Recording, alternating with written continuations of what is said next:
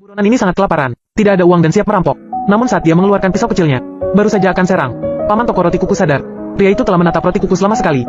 Jadi ambil 2 roti kuku dari keranjang dan diberikan padanya. Ini ambil. Setiap orang memiliki masalah. Tindakan paman yang hangat ini membuat pria ini kewalahan.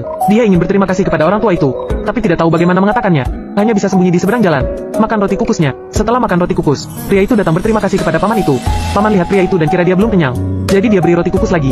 Ambil 2 roti kukus. Siapa sangka begitu berbalik, ada mobil polisi lewat. Pria tadi menghilang. Jadi paman melanjutkan kesibukannya. Paman ini sadar ada yang salah.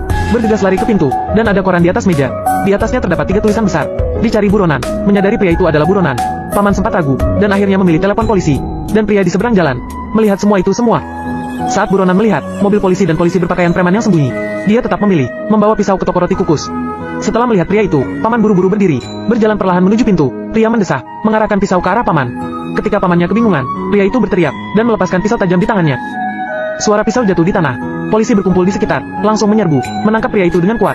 Paman menatap pria itu, hatinya terasa campur aduk. Sebelum pergi, pria itu mohon untuk bicara dengan paman. Paman pikir dia akan bilang, menggali makam leluhurnya. Tanpa diduga, pria itu berkata, aku yang meletakkan korannya.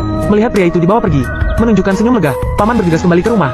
Mengambil koran itu, menemukan di sana tertulis, imbalan $30.000. Dan di sebelah pria ini, ada pesan untuk paman. Saya sudah lelah, hidup bersembunyi. Terima kasih untuk roti kukusnya.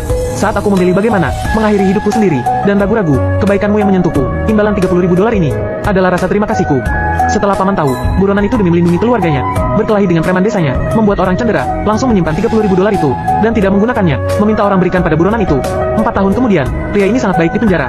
Dilepaskan lebih awal, tapi ketika dia datang ke toko roti, paman telah meninggal dunia. Melihat toko roti kukus yang digantung untuk disewakan, yang disimpan paman itu, menyewa toko tersebut, terus jual roti kukus. Dia ingin meniru kebaikan pamannya. Seandainya suatu saat dia bertemu dengan buronan atau semacamnya, maka dia akan melakukan hal yang sama.